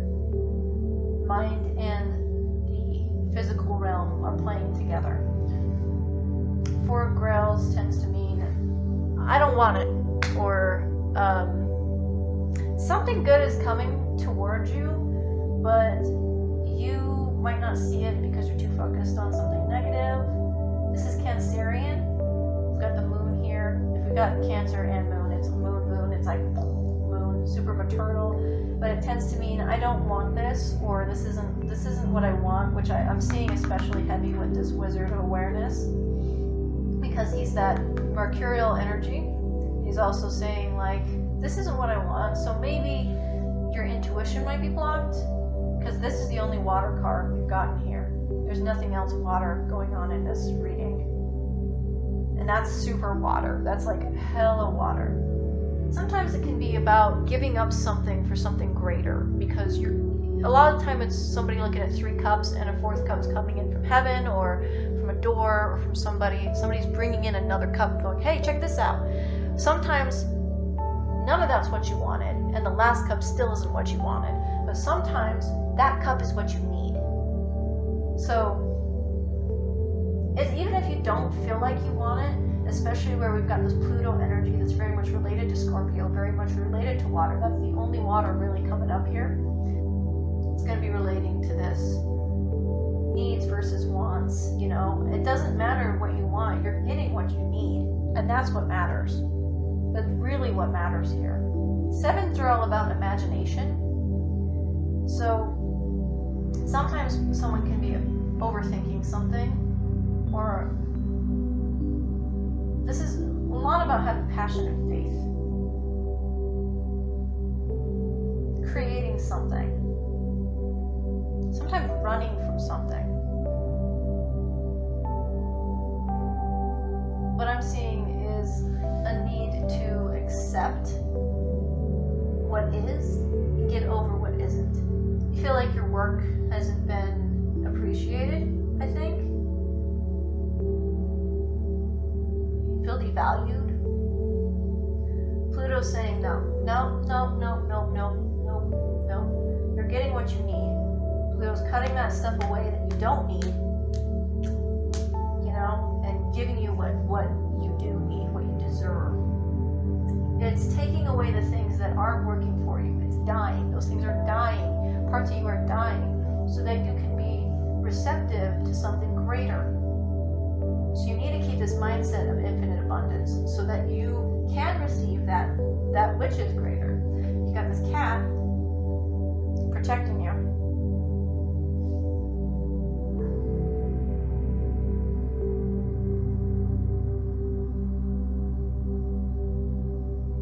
Again, that's family guardian. My family is a cat. Magically, if you have an area of your house that people walk past a lot, but there's not really a door there, it's not a definite doorway, or it's like a hallway entry or something where 2 walls come together and then you can walk through it, but it's not a door. Sometimes you might see cats there, and what that tends to mean is that there's an area that's unconsecrated or has no purpose. So you haven't created a purpose for that door, so it's just gathering energy from people moving back and forth without really an in or an out understanding, because there is no in, there is no out, there is no up, there is no down, there's no good, there's no bad assigned to it, there's no purpose assigned to it. So if you encounter that as well, you see the cats, they look like cats coming in and out or walking around. That tends to mean that area has not been consecrated, that area has no purpose. You need to give it purpose. You need to go to that doorway and say, like, maybe put a stone or a picture or something and say, hey, this is people who walk through this door receive this. This door protects from this. Doing that, these little guys disappear. The cats disappear. The cats will disappear if you do that and you take away that It's they're sensing an emptiness, and they're feeling it, and they're protecting it. That's what they're doing. When you see cats in that manner, that's what they're doing. They protect doorways because they protect this world and the next. Speaking of which, because of that, you might want to look at the moon, because we've got Cancer, moon, cats, doorways, the two realms, cats. They're connected. Also, in Kabbalah or in some Jewish mysticism and some other cultures, the moon is used when working with darkness or between two realms, because it's many-phased. So there's, in other cultures, sometimes the moon has that significance. So you may want to look at the moon and Venus and Mercury. It might have messages for you. But if you do have an area of your life that has not been given purpose, you need to give it purpose. If you have something that's just existing and there's no purpose to it, there's purpose needs to be found, is what I'm getting from the cat thing, because I'm taking that idea of the doorway and I'm extending it into making parts of your life a doorway.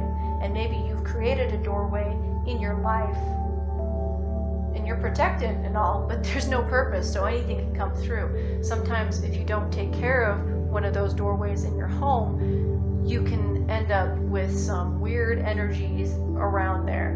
And so if you give it purpose, you know, I've been in people's homes where they've done that, and it's a closet that used to go down to a basement, but now it's just a closet. Or sometimes it's as simple as a hallway, and it's just usually an area that acts as a door, but people walk through all the time like a door. But because it has no handle, it has no anything, and it's not been purposed as a door, it's creating something there. So you're doing that in your life. You're probably you probably have stuff sitting around that has no purpose, or you know, these other cups and stuff that have no purpose, and you need to give purpose so that, or find purpose for them, so that they don't seep in this negativity that I'm seeing. The mercurial energy probably agrees with that. If something doesn't seem right, like those 3 cups, or the 1 cup even that come in with this, give them purpose. Like, you might want wine, but 1 cup has water, 1 cup has vinegar, 1 cup has beer. And you might be getting wine, but it might not be the wine you want. Every one of those things has a purpose. It might not be for you. There is purpose here, but you're not seeing it. And part of that is you're being given things. This abundance is pouring into your life. We've got these water references, and this water here. This is air, water, maybe even earth. This is water. You're being given things, but you haven't figured out what to do with them yet. You have to direct purpose into them. I mean, why would you throw away a perfectly good cup if it's full? And just because it's not what you want right now, it's not what you think you want, it's not what you think you need, you throw it away. 10 minutes later, that cup of vinegar could have been delicious on that salad. Could have went with your fish and chips. You could have used it to clean a basin.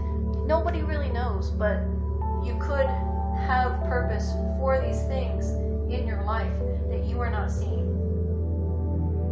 Alright, pile 7. That's your reading. Go ahead and give me a like or a subscribe. If that resonated with you, go ahead and leave a comment down below. I'm going to move on to pile 8. Alright, pile 8. We've got the Fluorite Orb. It's beautiful. It looks like it has an eye, this purple eye. Green edge. Wonder what planet you got. Jupiter. That makes sense. Fluorite, oftentimes you can use it as that you put fluorite on top of your wallet at night if you want to receive abundance or wealth. It's also very good for unlocking intuition. It's a really versatile stone, so super positive. Stepping into power. You're strong beyond measure. Very much a leadership card. Makes sense for Jupiter. Sacred Pool, reversed. You might want to read the moon, because you got stepping into power, and I feel like that's going to relate. What I'm getting from the Sacred Pool is, put it simply, the truth hurts, and this works very well with fluorite right now. You see truth in the Sacred Pool. So with Jupiter being about reward and fortune, the Sacred Pool is saying here that you keep taking the easy way out and it's screwing you over. So there's kind of a need to really take in the truth, be true to yourself, see what's reflected in that pool. Someone's kind of being fake, not being true to themselves. The pool's reflecting the truth of who they are, and they don't like it. It's saying to try not to sit in this victim mentality. I don't like saying that. I feel like there's truth in victimhood, but there is such a thing as playing the victim, you know? There is such a thing as not standing up for yourself, not doing what you know you need to do. This is especially with stepping into power, this is saying really take on the role that you know you're supposed to play. Quit wearing the mask. Carl Jung might have something for you regarding this. In as far as archetypes go, there's a lot about wearing the mask that you wear every day or that people expect you to. So let's get more information.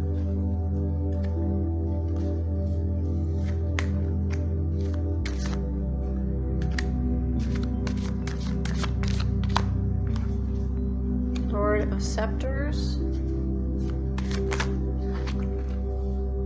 Oh, we got 2 cards. Okay, you need to go look at Pluto. Prince of Knives. A message is coming for you. Your Lord of Scepters is a passionate ruler who knows when to exact his philosophies and use his creativity, but also knows when those things are just ideas and when they shouldn't be ruling the situation. He knows how to embrace the passions of the people, but he doesn't just live in those passions. There's a balance to it. Part of you has to die. Not meaning literally, obviously. You have to remove something from your life in order to step into that power, and I think that's this mask that you're wearing. The Sacred Pool and the Prince of Knives, he is very honest. He's the fastest messenger. He's saying, don't be something you're not. Prince of Knives is indicative of air signs. A lot of people would probably put it with a cardinal sign. I like to just think of them as the air element focused in on that element. So air in air, though, that is kind of Gemini for some, and others might see that as Libra. But I really can't put it in any of those perspectives. I can only see it as air in air. I don't see very much negative here. Just wearing the mask, being somebody you're not, is not working for you. There's definitely something you have to let go of. But this message that's coming is from the Sacred Pool.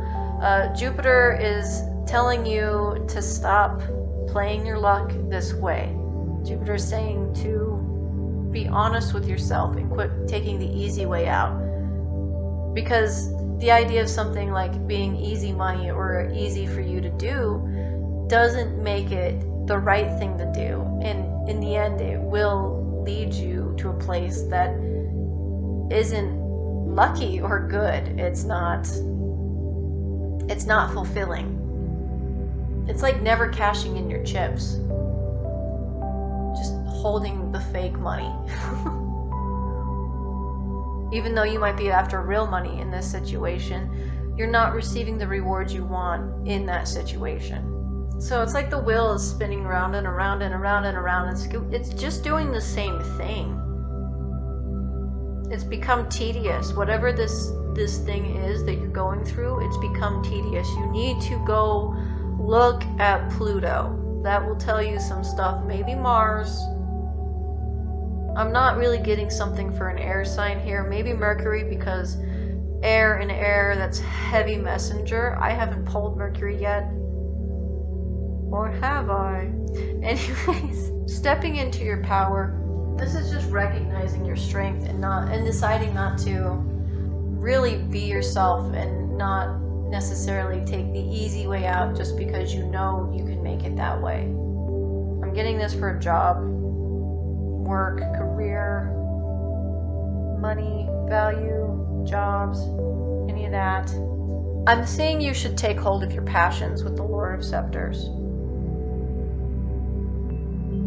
And you should really charge through with them.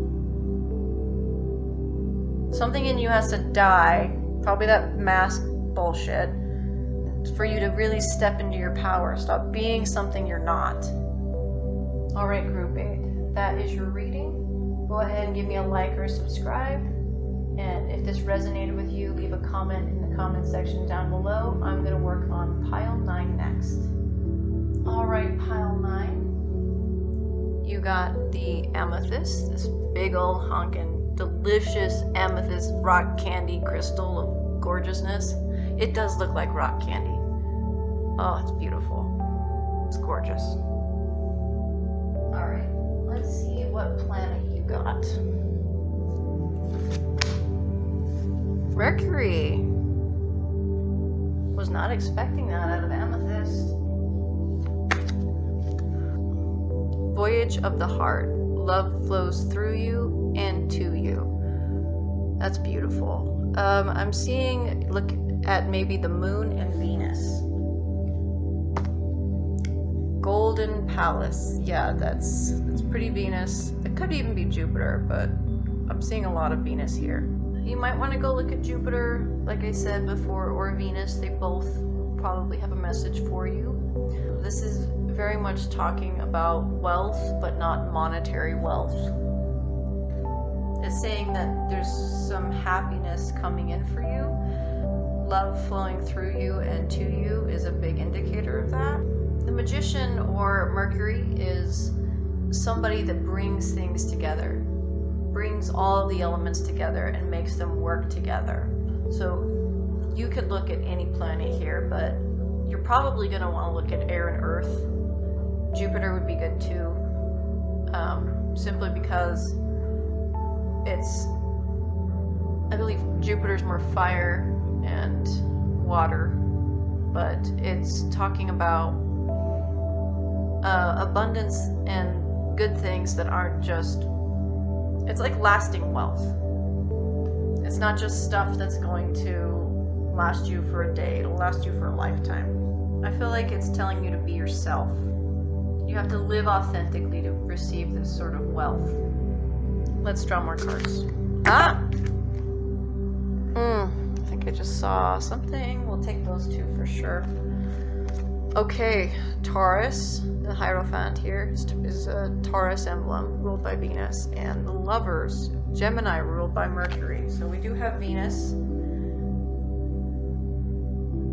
and Gemini, again ruled by Mercury. I want to draw one more, but the Hierophant often talks about giving something up to a higher purpose or a higher power, something beyond yourself, or a brotherhood, something like that. It also talks about fidelity. The dog in the Hierophant card is about fidelity. Marriage. The other thing is the mixture of that Venusian energy with this Mercurial energy is super heavy in here, because we've got the Lovers card, which is about love, but it's also about siblings, and it's also about it's Gemini ruled, which is Mercurial. So we've got this recognition between Mercury and Venus, where they both know, hey, we are earth and we are air. It's just Mercury is two mutable signs, And Venus is a fixed sign and a cardinal sign. So there's a lot of balance between those things. Gemini is more about our siblings and the lasting friendships and things that mold us and make us who we are, which I can see with Voyage of the Heart, where it's talking about love flowing to you and through you. It's very much about becoming ourselves, because Gemini also has this energy of understanding themselves by mirroring others. Gemini has this shadow self and the real self. I don't see Gemini as a set of twins. I see Gemini as somebody looking in a mirror, or rather somebody standing between two mirrors. And there's a light mirror and a dark mirror, and you're looking at the light mirror through the dark mirror, and the dark mirror through the light mirror, which can be a bit confusing. This work being done between the darkness and the light of the self. You should go look at Venus, because we've got mercurial energy already in here. We've got the Lovers, and we've got this Venusian Hierophant card. So you've got love and marriage and relationships all tied up in here. We've got Voyage of the Heart. There's so much Venus in here. You have to go look at Venus. Well, like the Hierophant's often depicted with two people standing before them, either getting married, which leads to the Lovers. Oftentimes, we also discount that we tend to marry people in our own tribe or in our own groups. That's how people used to marry. You probably knew the person you were going to marry as a child because you lived in the same village. And over time, you spent time together, you grew relationships together, you knew how they were, you knew how their family was, and that molded with you, and you became married. So that is important. So there can be something about marriage here. I don't like to talk about relationships a lot in readings, but there is something about bonds, and also that giving something up to something higher, or that the bonds of marriage, there's the fidelity here. That's really a strong energy. Let's get one more card though.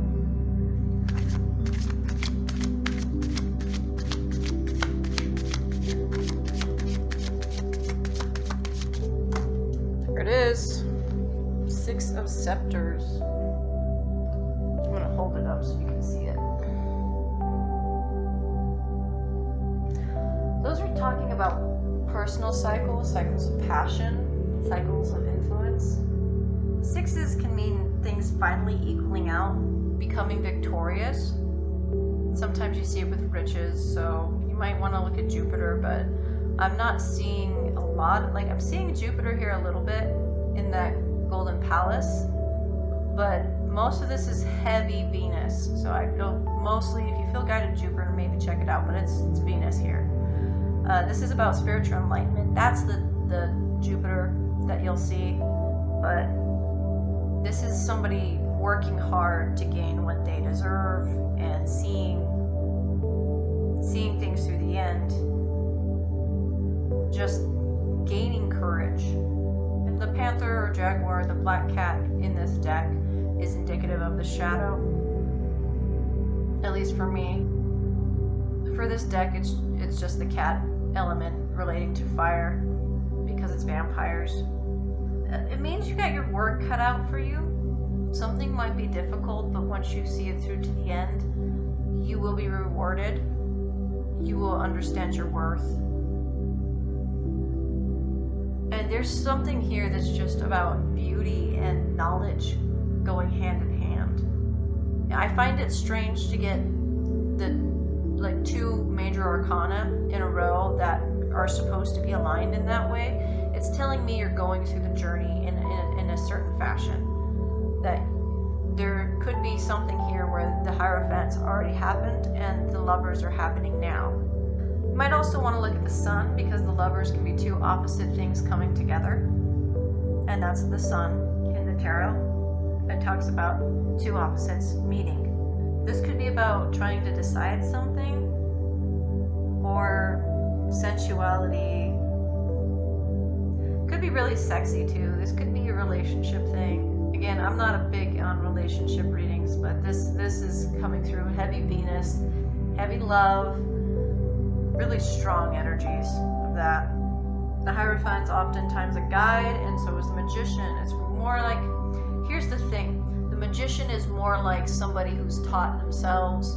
They're more like a wizard, somebody who brings things together. But the Hierophant is ready to teach others. The Hierophant is also ruled by Taurus and the second house, which rules the things that we own personally.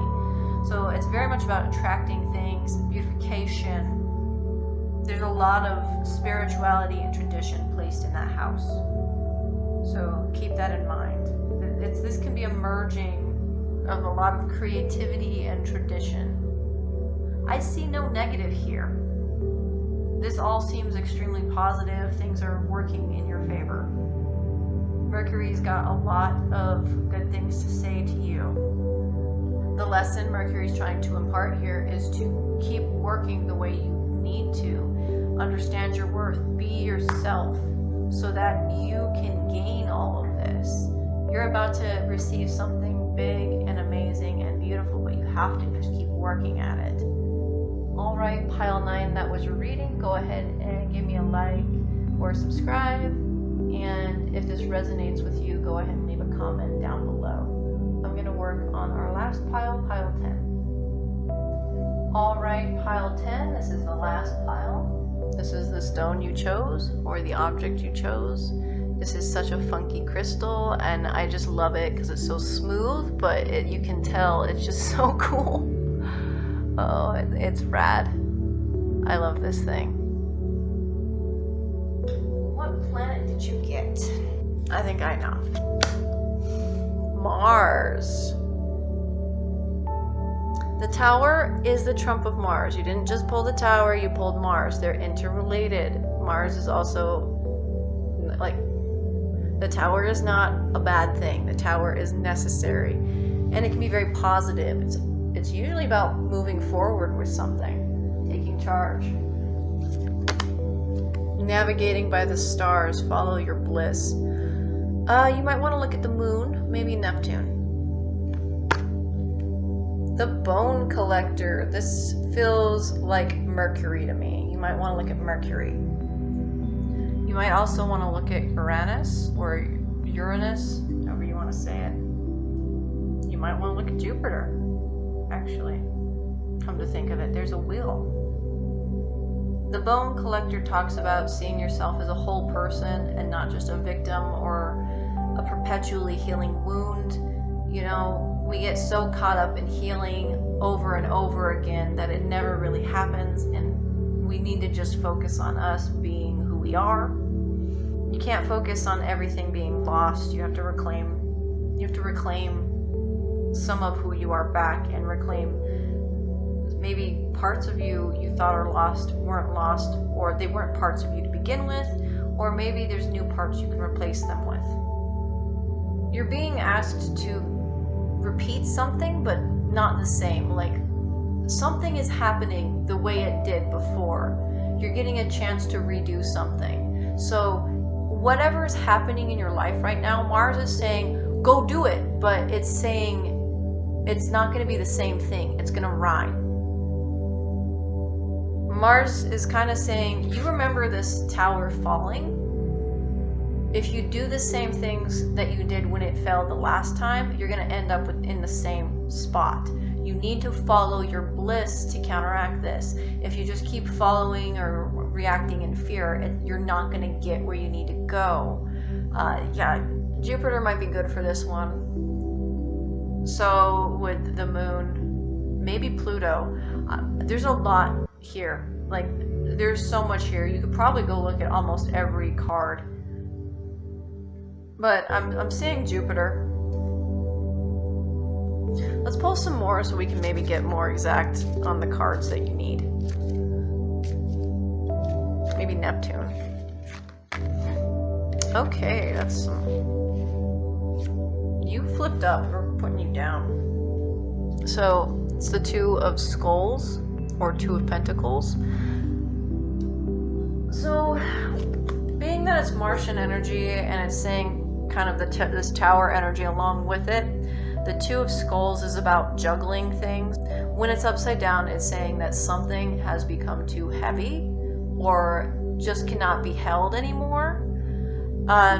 In this deck, it's specifically talking about, as you can see, because it's got two different characters on it staring in a mirror. This deck, it kind of relates to Gemini, and therefore I'm going to say maybe look at Mercury. What it's talking about is the identity here. Sometimes it's wearing a mask or being yourself, and I think that maybe you're not able to be yourself, that you got to go look at Jupiter. Let's get more cards, but for right now, it's mostly saying this is not you. You're not being who you need to be. There's an identity that you need to remove from you. It's not serving you. And something about that is going to fall with the Tower. That existence, that falseness is about to come to an end. It might be really difficult. It could be going on right now. It could be difficult. Or it's going to happen, and it's going to be difficult because it's Mars. But Mars is doing this in a very positive light. Mars gave you navigating by the stars. It's saying charge after the things that make you happy, that really bring bliss to your soul. You can't always just rely on the light of day. It's also saying to use your intuition. It says to quit playing the same game.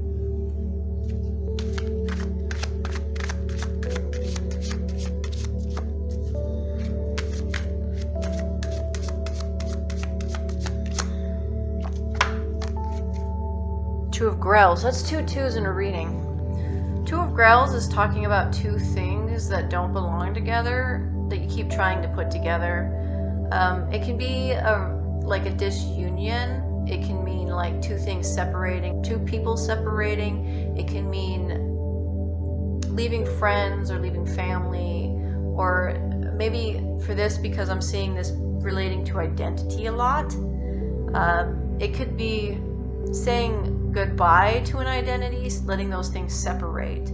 It could mean you're trying to mix two things together as well, that just it's oil and water. It's not going to work. Because the Two of Cups, or the Two of Grails in this, are two things trying to come together to become one, and they just can't. They just don't fit together. This is a Cancerian card. You might want to look at the moon, because we've got navigating by the stars.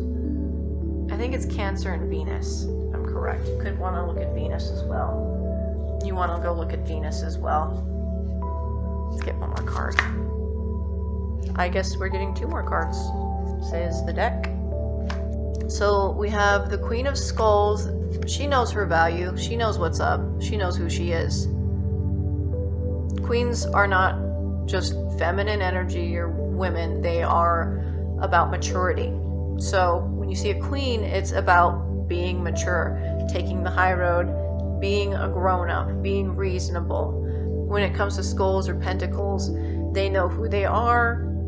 You've got this fidelity with this dog here. Someone who knows her worth. She knows what she's worth. And then we've got the Four of Knives, which is about taking rest, meditating, finding sanctuary. That's a Libran card, so I'm getting some Venus energy, because we've got the Queen of Skulls, which would be Taurus, and Four of Knives, which is part of the Libra. It's the third Libra decan. Go look at Venus.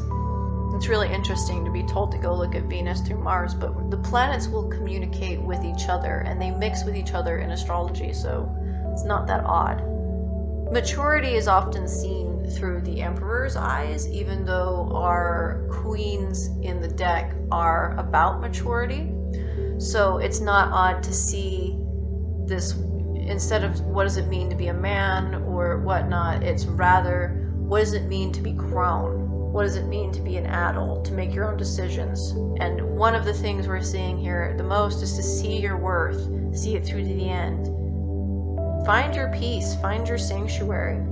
You usually see the Four of Swords depicted as a man laying down. There's three swords hanging up, and one either laying next to him or down below or on top of him, like he's resting or dead. And it's really, this person needs to rest. This person needs to find sanctuary. They don't need to battle anymore. This could be moving from a Venusian sort of standpoint to a Martian, or a Martian to a Venusian, or rather the balance of the two. Going to get it, but still being at peace. You're not doing this in a conventional way. There's somebody here who is probably working too much with that bone collector towards something that's not working for them. They know it's not working for them. They need to stop it. They're going around in circles. They keep following the same patterns, and that's not working. So with the Two of Skulls or Pentacles, it's definitely an identity. There's two parts or two things that cannot go together here. And as far as it talking about your bliss, it's not allowing you to navigate that way. We might want to look at Neptune, because Neptune reminds me of this Piscean stuff. It reminds me of 10 of Grails specifically, which reminds me of navigating by the stars, because it's talking about following your bliss, because 10 of Grails is Mars and Pisces. So Mars is go get it, Pisces is very, no, I'm here. Pisces is very much in the unconscious, which meditation leads to. So we've got that. Pisces is also water. So there's so many different ways I can see this, but Mars is playing a strange game today. It's kind of, I'm saying Neptune because I've been seeing weird stuff with Mars and Neptune. We're not all going to have that in our charts, but for me, I've got some funky stuff going on with Mars and Neptune right now.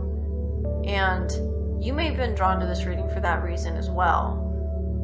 But I'm seeing something along the lines of quit playing the same game over and over again. It's time to change the game. It's time to play it. You already know the rules. You already know what worked and what didn't last time. So do what works. Don't keep trying to play the way you did before, because it's not going to work. You need to rest. You need to be grown about this. You need to get out of this cycle. Grown here doesn't mean go after the money like you think with Queen of Skulls. Grown here means like, are you really going to do this again? And also, because we got the two cards on the last bit, and that kind of hovers over the bone collector, they're not in any specific order, but they do tend to come out the way they're supposed to. We've got rest and that mature way of dealing with things over bone collector, meaning that you already know you're grown, you saw the cycles that you had when you were younger, you've entered a new stage of life, you need to move on and move into these different ways of handling the same cycles. This is a lot like the hero's journey, because the different parts of the hero's journey mimic each other. And you can plot the hero's journey on an astrology chart, and you can plot it through the tarot cards. Matter of fact, I mean, I watched a movie that did that. What was it? When I started watching Fury Road, Mad Max Fury Road, like almost all movies focus on the hero's journey, but that one specifically focused on tarot. And fun thing, very Mars heavy as a plot point or as the elements of it. They're very Mars heavy, but that entire, I mean, they first they call him the Fool. You know, we can go on about this, but that movie is very indicative of tarot readings, tarot throughout, and also revolutionary ideals. They go hand in hand. And I see this a little differently than most people, because I think being privy to the tarot and to the ideas of Mars being more than just a sycophantic soldier, Mars being what takes charge, you know, there is a necessary sort of war or a necessary fight that needs to happen. A necessary ending, a necessary collapse. We're so used to this ongoing war that has no meaning. That's not Mars energy. That's not positive Mars energy anyways. That is very negative Mars energy. What we're talking about here is positive Mars energy. We're talking about this Martian energy that's saying, hey, you got to take a stand. Hey, you got to do what you know is right. Hey, you can't be playing this cycle anymore. This is like an endless war inside the self. It's not useful. You need to find sanctuary. Jupiter. Jupiter. Jupiter. You need to go look at Jupiter. Saturn might be okay, but I'm seeing Jupiter. Maybe Venus, but it's mostly Jupiter. Jupiter will have more information for you. Little Neptune, a little bit of the water signs would be okay, but Jupiter is the one you need to look at. Alright, Pile 10, that was your reading. Go ahead and give me a like or a subscribe. If this resonates with you, go ahead and leave a comment down below. Alright, thank you for coming to my tarot reading. If you watched this all the way through, you listened to all the planet messages, I hope that it resonated with you. I hope that you got what you needed out of this. This was a very intense reading. I felt a lot of energy with this. I think I should keep on with the incense because I know that's kind of my thing. And I feel like a lot of people can vibe with that. My name is Lily Arboreus. You can find me on Facebook, Instagram, Twitter under that name. The channel you're watching is Mystic Arbor. I do have other channels. You can learn more about them through Lily Arboreus. It's also on YouTube. I will be doing more tarot readings in the future. I also am trying to break this down in a more learnable fashion through astrology, through the Chaldean planets and the other planets. I want to introduce other ways of understanding shamanism, magic, mysticism, and tarot astrology archetypes, and seeing them more as a net of an interconnected cultural understanding. That's kind of my goal here. I hope you appreciated this reading, hope you liked it and it worked for you.